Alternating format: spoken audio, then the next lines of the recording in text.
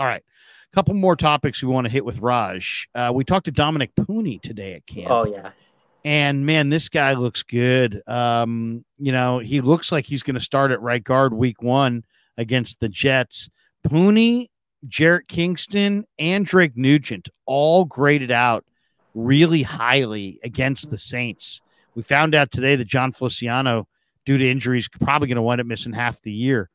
What do you think, Raj? Is Puni a plug-and-play starter at right guard? And have the Niners kind of hit here possibly on not one, but maybe 3 young offensive linemen in Puni, Kingston, and Nugent? They all played very well, according to PFF.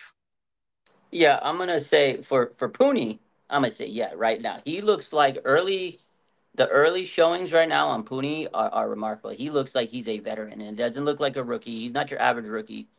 The other 2 guys, they played good, but I'm going to take a little bit more, time to really see if they pan out. They were up and down in training camp. They had a nice game in preseason, but Dominick Puni, this guy was like 44 pass blocking snaps. He's allowed 1 pressure in the preseason. This guy is dominating. You saw today he talked about that. I think you posted this, and I shared it on my story where, there's the block where he's holding up his block. He turns around, does a pirouette, and he still gets the guy. Like, the awareness was insane, and he still makes, block. He doesn't allow any pressure or anything. Like, he's just so athletic. I love Puni. I think they hit on this guy so far. Yeah. It looks like they definitely did. They did. And as bad as the injuries have been to the O-line, it was a blessing for Puni because, Burford goes down. Feliciano's been dealing with the knee. It really opened the door for Puni to take all those snaps in training camp, and I think he's benefited. He's getting all the reps. He's developing. He's blossoming.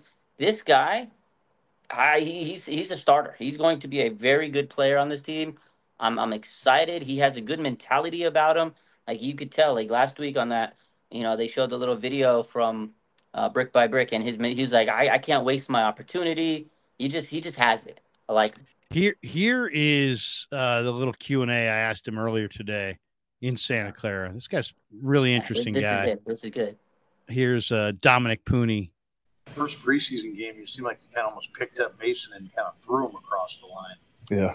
What did you see on that play? And is that kind of the job of an offensive lineman? You got to just kind of be prepared to help out any way you can. Huh? Yeah. So I mean, just pushing the pile is like a lineman thing, I think.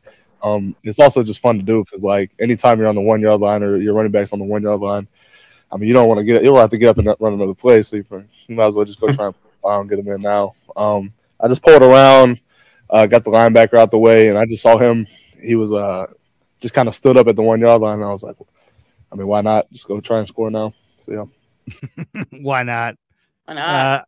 You gotta love an offensive lineman. I saw him stand there. I was just like, why not?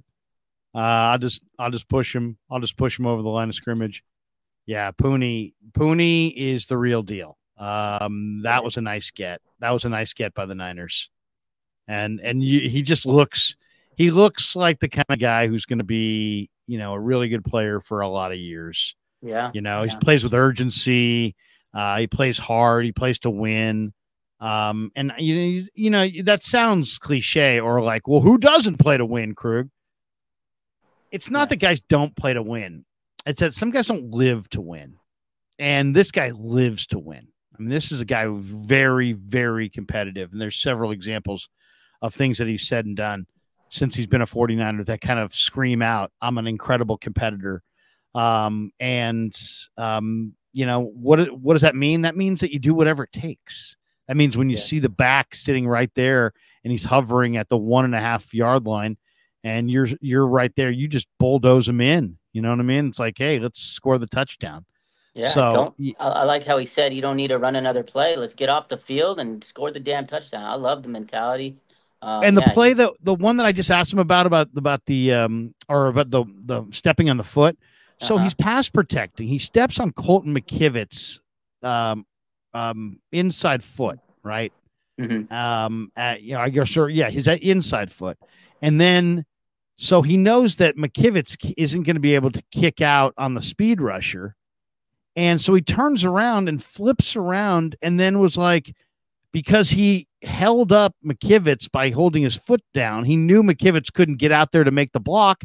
So he shortcutted it and went out there and made the block. I mean, that's a incredible. level of resourcefulness.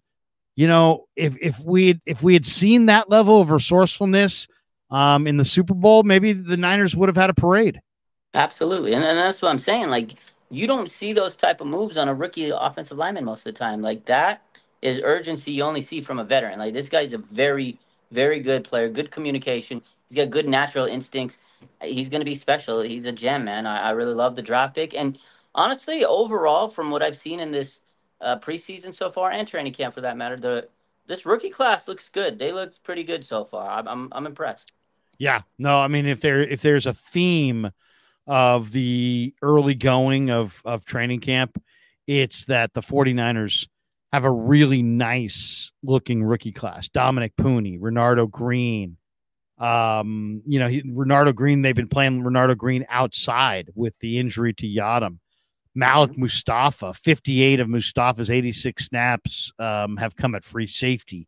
Jacob Cowing, he played 56 snaps, only 15 in the slot against the Saints. And then Kingston and Tatum Bethune's led them in tackles. I mean, there's been a lot of good looking rookies. Let's talk about Cowing for a second. 4.3 speed.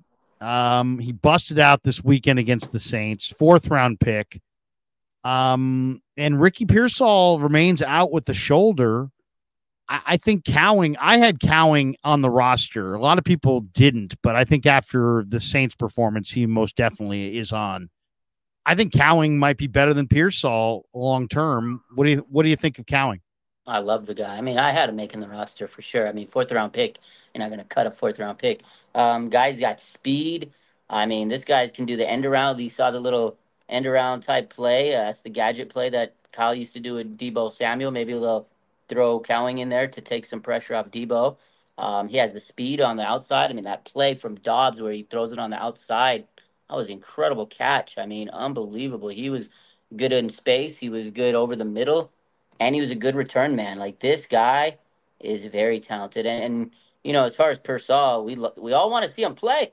The thing about Pearsall is right now he's not doing himself any favors by being hurt. Now, maybe they're being cautious. Maybe they're being safe. But I feel like the Pearsall injury maybe is one reason why the 49ers are putting more urgency on saying, we got to get this Brandon Ayuk situation figured out, because maybe they thought Pearsall was going to come in and take some pressure off the situation, but it's not the case. But Jacob Cowing looks very impressive in his first game he played, because last time he had the hamstring issue he was dealing with. I mean, he came in 5 catches. Would he have like 70 yards? He was moving, man. He was moving. I like what I saw out of him. Yeah, Cowing really, really looks good, and he's a good route runner. He separates. He's got good hands.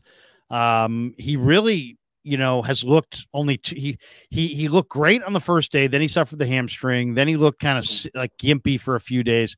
Now he's healthy again, and he just is. The guy runs great routes, and he does nothing but produce.